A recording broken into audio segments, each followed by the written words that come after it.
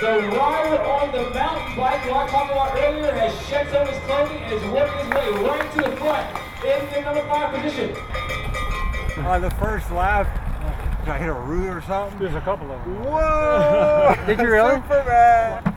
Cyclocross is a different kind of racing than most bicycle races.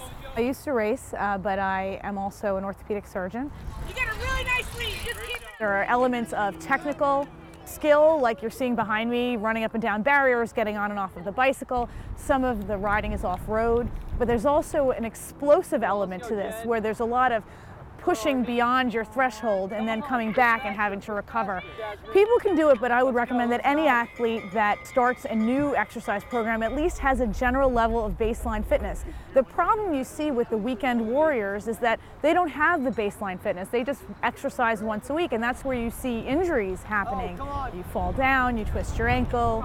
Many of them are just endurance related. You're exhausted, really, mainly.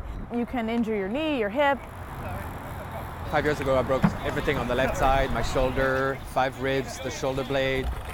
And it takes longer to recover after an accident when you age. Also after hard training, it's the same thing. It takes twice as long when you're in the 50s than compared to when you're in the 20s, that's for sure. Every sport uses different groups of muscles. And I think it's really important to be aware of which groups are mainly involved and then do some conditioning, some general strengthening and flexibility especially for those groups prior to starting the sport. I think part of the idea behind that is understanding what you like to do and then what helps you do it better. And for me, stretching is the most important thing. When you're 20 years old, you don't think whether it will be important in 6 months or a year. When you're in your 50s, you know that if you don't do the right thing, you'll pay the price later on. That fish in front of me is just throwing up there.